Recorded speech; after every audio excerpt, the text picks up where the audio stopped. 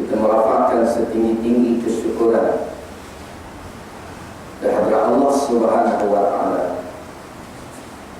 Dan Allah Subhanahu wa Ta'ala telah kurniakan kepada kita nikmat yang begitu besar dan tidak terhingga, iaitulah nikmat iman dan nikmat Islam. Walaupun kurniaan Allah yang lain juga merupakan nikmat, seperti nikmat kesihatan, nikmat kekayaan dan sebagainya, namun tidak mungkin menyamai dengan nikmat iman dan nikmat Islam. Kerana nikmat-nikmat yang lain itu belum tentu dapat menyelamatkan kita daripada kehinaan dan azab Allah Subhanahu wa Ta'ala di hari akhirat. Namun dengan iman dan Islam, kita dikurniakan oleh Allah kemuliaan di atas muka bumi dan dibebaskan oleh Allah daripada azabnya di hari akhirat. Dan marilah juga sama-sama kita merafakkan setinggi-tinggi kesyukuran, kerana pada malam ini kita telah diberikan kesempatan oleh Allah Subhanahu wa Ta'ala untuk kita dapat bersama-sama berada di dalam majlis ilmu yang kali pertama saya hadir ke sini. Mungkin Melaka tu kali pertama kuliah. Ingat-ingat dulu lah, dia kurang 12 tahun ke 13 tahun dulu. Ada pernah datang sekali. Alhamdulillah pada tu inilah pula baru datang. Bukan tak nak datang, tuan-tuan tak nak jumpa. Muslimin dan muslimat dirahmati oleh Allah Subhanahu wa Ta'ala. Allah Subhanahu wa Ta'ala disebut di dalam Al-Quran, wa man yabtaghi ghayra al-islam dinan falan yuqbala minhu wa huwa fil akhirati minal khasirin. Barang siapa yang mengambil yang lain selain daripada Islam, falan yuqbala minhu, kata Allah, maka tidak akan diterima daripadanya, dan di hari akhirat ia akan termasuk daripada kalangan orang-orang yang rugi. Walaupun kita melihat kadang-kadang orang yang tidak mengambil Islam ataupun orang yang menentang Islam di atas muka bumi, mereka ni lebih kaya daripada orang-orang yang taat kepada Allah, kan? Orang yang taat kepada Allah kadang-kadang pakai basikal buruk, pakai motor buruk. Orang yang menentang Islam pun tu rumah apa besar, kereta besar, bini pun besar. Orang besar-besar belaka, kaya. Orang yang menentang Islam, taat kepada Allah, miskin. Tak pun raya panggil masak teh, mana miskin, doa lalu. Sebab apa? Sebab taat kepada Allah. Tetapi Allah Ta'ala disebut, siapa yang ambil yang lain selain daripada Islam, fala yuqbala minhu, Allah Ta'ala kata, Allah Ta'ala tak terima. Kita berakidah dengan akidah yang lain selain daripada Islam, fala yuqbala minhu, Allah Ta'ala tak terima. Mata kita melihat benda yang bukan daripada Islam yang diperintahkan oleh Allah, Allah Ta'ala kata fala yuqbala minhu, tak dapat pahala daripada mata kita. Begitulah juga seluruh daripada anggota kita. Kalau kita bercakap bukan yang sebagaimana dituntut oleh Islam, tak diberi pahala. Begitulah semua sekali. Apa yang kita buat di atas muka bumi ini bukan daripada Islam, Allah Ta'ala kata fala yuqbala minhu wa huwa fil akhirati minal khasirin. Dan di hari akhirat mereka ini termasuk daripada kalangan orang-orang yang rugi. Walaupun kita tengok atas dunia untung, kan?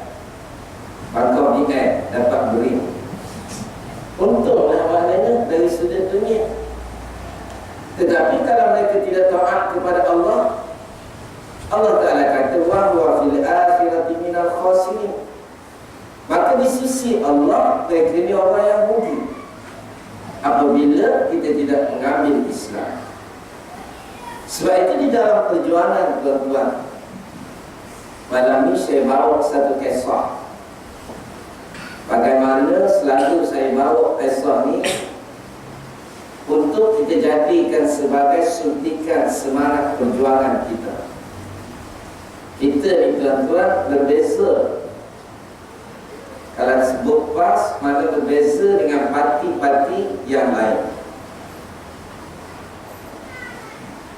Kekuatan kita adalah kerana tarbiyah, kerana ilmu. Kita sandarkan perjuangan kita ni di atas dasar akidah, di atas dasar keyakinan kita kepada Allah, dan di atas dasar Islam. Jadi sebab itulah tuan-tuan, kita tak sama macam orang lain. Kita walaupun tak ada duit, kita boleh hidup. Walau kita tidak ada harta, kita boleh hidup.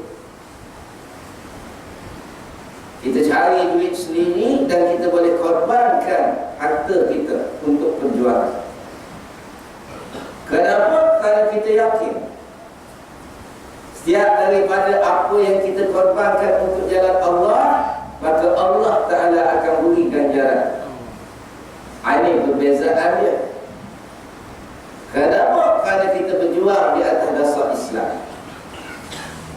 Jadi tuan-tuan, pada sebelum daripada berlakunya Hijratul Rasul Sallallahu Alaihi Wasallam, yang dikisah 5 orang sahabat, 5 orang lelaki pada zaman Rasulullah, iaitulah Al-Ash bin Munabbih, Ali bin Umayyah, Al-Haris bin Zar'ah, Abu Qais bin Al-Faqih, Abu Qais bin Al-Walid. Kelima-lima mereka ni dia masuk Islam dengan Nabi. Selepas daripada 2 tahun mereka memeluk Islam,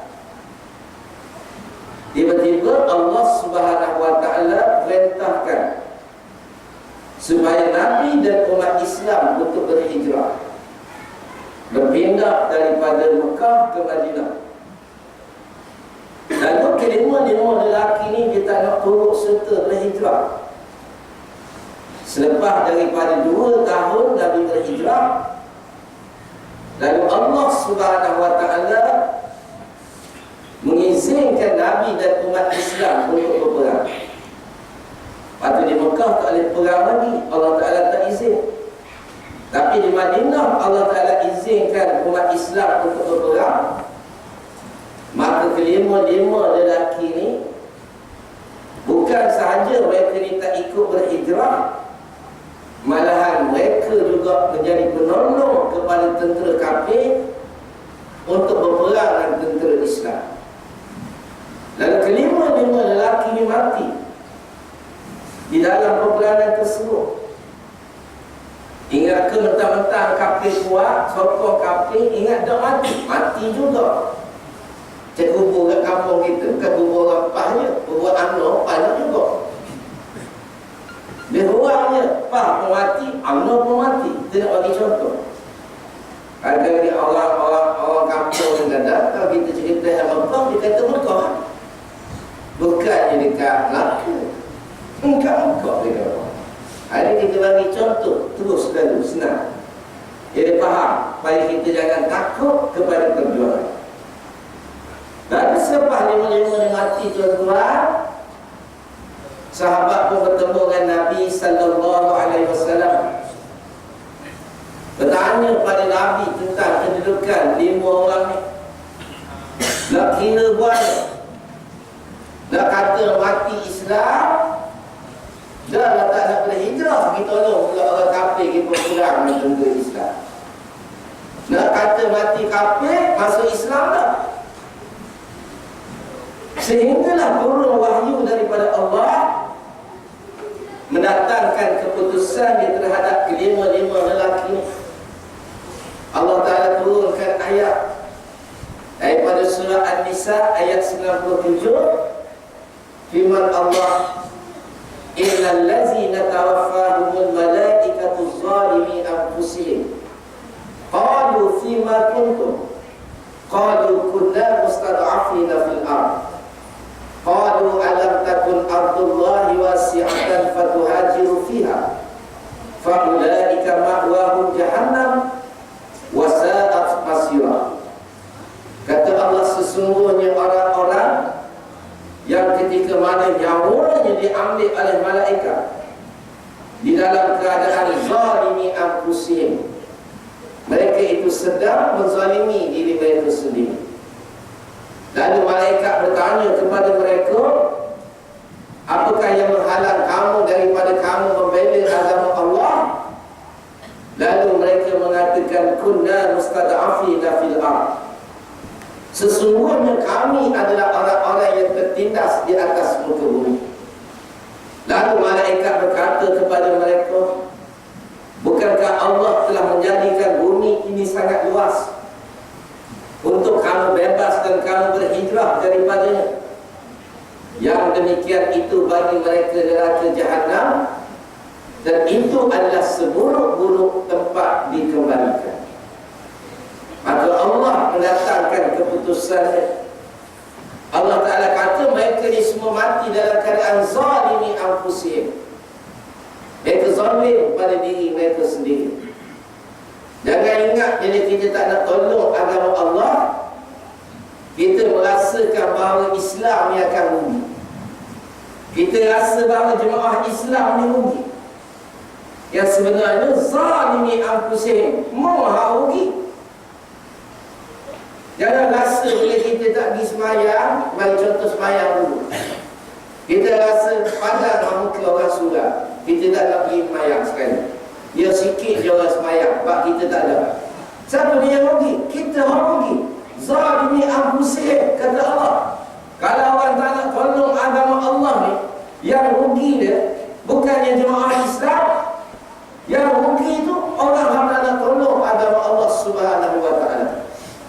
Lalu malaikat bertanya kepada mereka, apakah yang menghalang kamu daripada kamu menjadi pembela kepada agama Allah? Apa yang menghalang kamu yang sampai kamu tak nak berhijrah? Lepas tu kita tolong pula orang kafir pergi perang dengan tentera Islam, dan tak nak masuk PAH, kita tolong pula BM lawan PAH. Apa kerja ni? Apa pasal pada di lagu ni?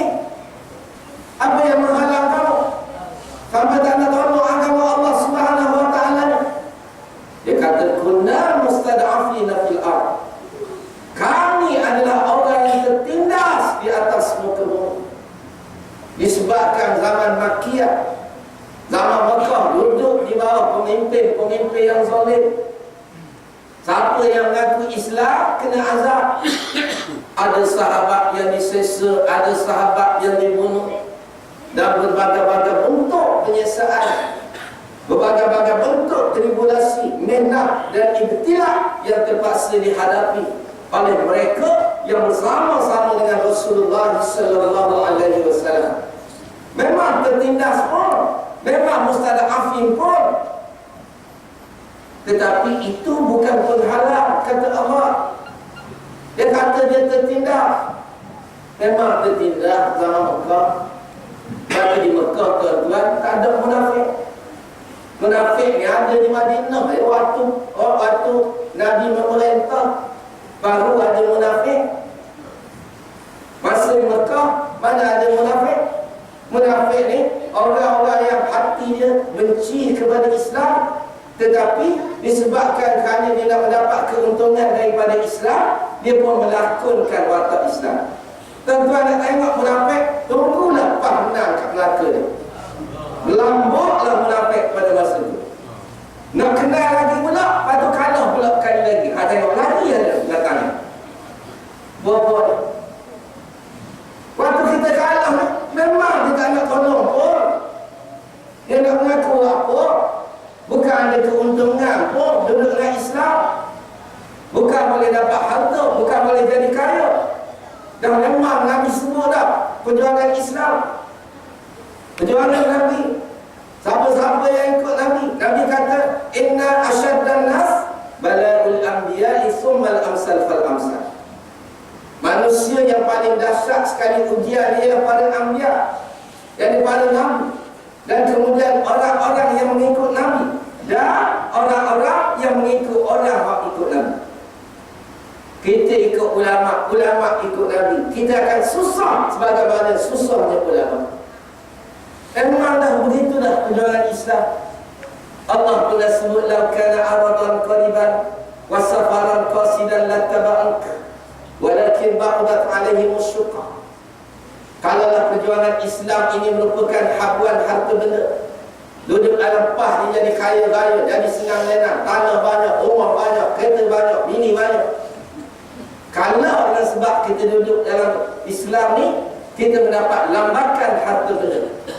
Ataupun wasafaran qasidan, perjalanan yang sangat pendek, yang tak payah nak berpenat lelah, tak payah bersusah-susah, tak payah nak berpeluh, tak payah nak tunggu masa panjang.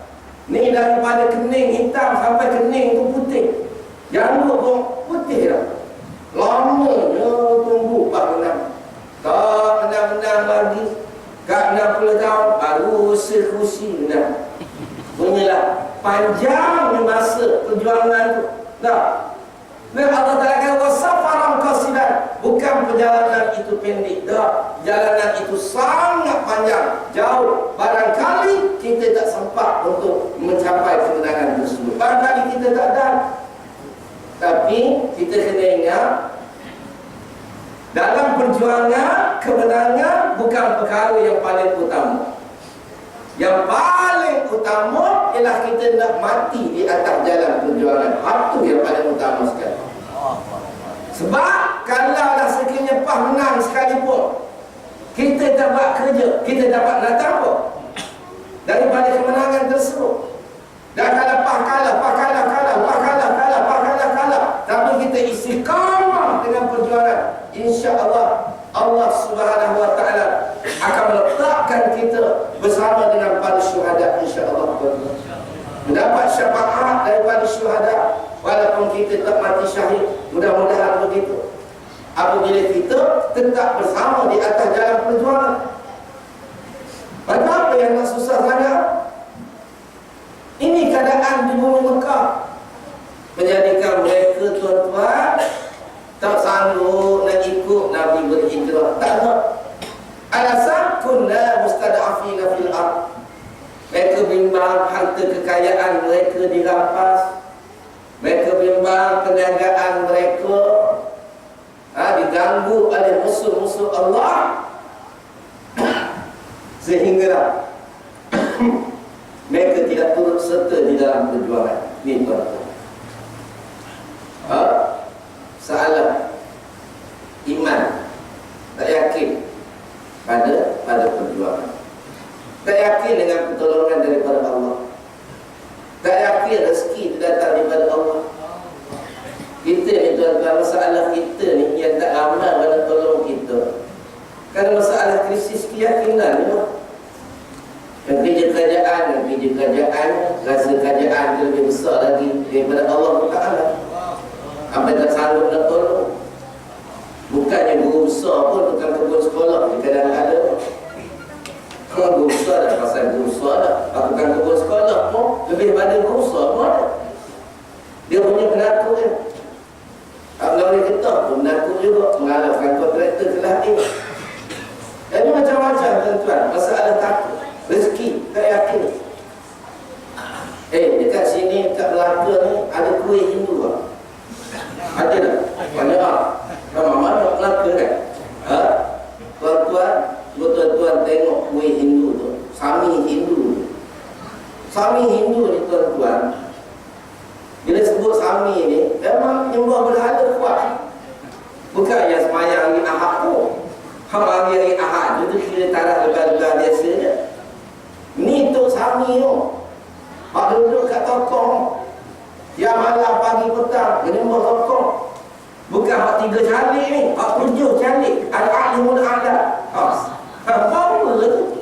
7 calik atas dari. Ada. Beruk dia besar meja yang tuan-tuan. Dia mempedal capati pagi-pagi, dia pun nak sepik. Dia tarik bilah besar kat kaki, tak ada buih tu. Dia minum susu kambing pakai payah tu tak pakai syawal dah. Payah tu. Mabuk susu kambing. Tengok hari sikit di bahan kosik pada dulu keping kali dengan kambing. Allah tuan-tuan, belum besar begini. Dalam keadaan dia semua patung pagi, petang, siang, malam. Perut begitu punya besar, murah rezeki Allah Ta'ala bagi kat dia. Hak kita ni peyah atas kepala pun kadang-kadang takut rezeki Allah Ta'ala tak bagi. Apa khidmat nak berjuang dalam Allah Subhanahu Wa Ta'ala, kita tak boleh ada berstandard dari sudut akidah. Sebab itu kalau Nabi sebut dalam hadis ni, hanya ustaz, saya mungkin baru nak ustaz, tak ustaz lagi, baru nak ustaz. Nabi sebut semayang, ya agama, ibadat-ibadat lain tu binaan. Puncak dia apa? Jihad fi sabilillah. Itu puncak dia. Bila kita sebut puncak, kalau binaan, puncak atas. Apa tujuan atas?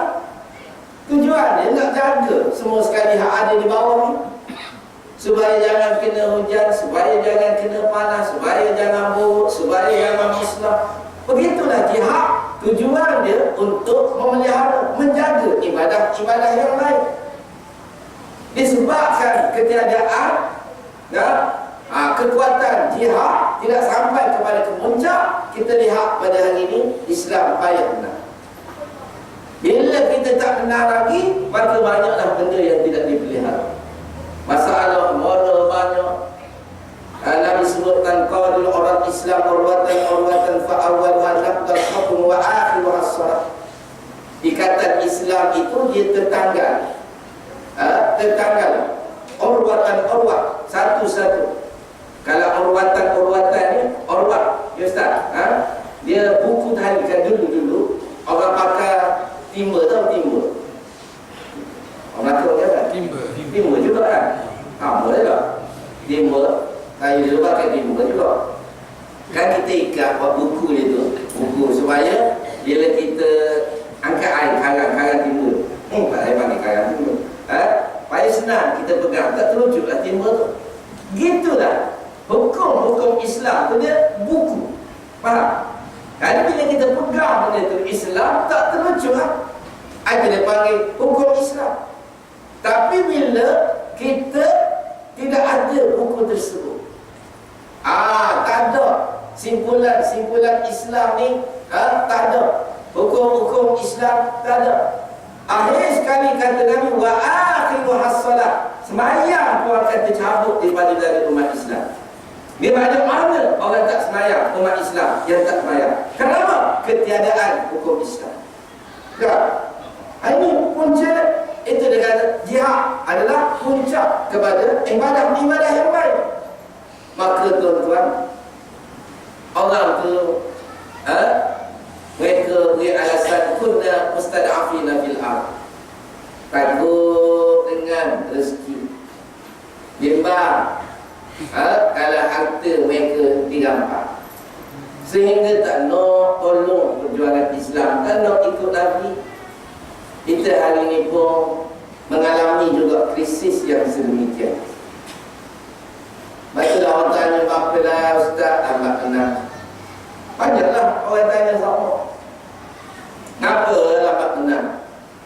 Bukan menang macam saya ni. Macam saya ni makin menyusahkan, bukan makin menyenangkan. Faham tak? Ni makin menyusahkan. Menang yang sebenar, menang yang sehingga kita dapat menegakkan hukum Allah. Apa menang? Katanya, kalau macam saya ni, kau menyusahkan orang lagi. Cakap-cakap 3 patah, minta derma. Cakap 5 patah, minta derma. Makin menyusah orang. Bukan menyenang orang tu. Nak tegak hukum Islam, tak dapat. Tak boleh lagi. Faham? Jadi, tuan-tuan, nak menunggu masa menang itulah kita akan melalui proses ujian. Lalu mereka kata kunna mustad'afina fil ardh, kami dia kata orang tertindas atas muka bumi, orang susah. Memanglah ketika zaman Mekah mereka duduk di bawah kekuasaan kafir Quraisy. Memanglah susah, memanglah payah. Tetapi kita orang beriman kena yakin pada Allah Subhanahu wa taala. Rezeki datangnya daripada Allah. Allah itu yaqdiru ala kulli syai'. Dia berkuasa di atas segala sesuatu. Janganlah kita bimbang. Allah Subhanahu wa taala itu Rabb yang Maha Kaya. Apa yang kita nak bimbang dengan rezekinya? Kalau kita bergantung dengan Allah, Allah Maha Kaya. Tak. Tengok kan? Ada satu hadis panjang hadis tu Nabi cerita ada seorang tu dia mati. Bila dia mati tuan-tuan, Allah masukkan dia dalam syurga. Bila dia duduk dalam syurga, Allah Ta'ala malaikat bawa pula kepada dia mahdigat dalam syurga. Dah duduk dalam syurga dah, comel dah syurga tu. Nabi khabar. Lepas tu bawa mahdigat dalam syurga, dalam taman yang indah. Mari pula rumah macam ni. Allah, syurga. Dia pun tanya pada malaikat. Dia sendiri pun terkejut. Dia tanya malaikat, apa amalan aku hak sampai begini sekali ni dapat kebaikan dalam syurga ni? Malaikat pun beritahu dia, ni kerana apa? Kerana amalan sedekah kamu. Dia pun garu kepala juga. Dia kata sedekah benda pula. Aku duduk atas dunia tu miskin, dah lalu. Macam mana aku boleh dapat pahala sedekah banyak begini? Hamba duduk dalam syurga, lepas tu malaikat dalam syurga. Ada malaikat pun cerita amalan apa yang menyebabkan dia tu sampai dapat duduk dalam syurga, duduk pula malaikat dalam syurga. Lalu malaikat beritahu, satu hari dia ni miskin. Jadi satu hari dia nak musafir. Biasalah orang musafir, orang miskin musafir, bawa 2 keping roti. Orang kaya kalau musafir, tuan-tuan siap, mestilah tak sama kan. Jadi bila dia dah berjalan, rasa lapar, nak makan sekeping roti, tiba-tiba mari orang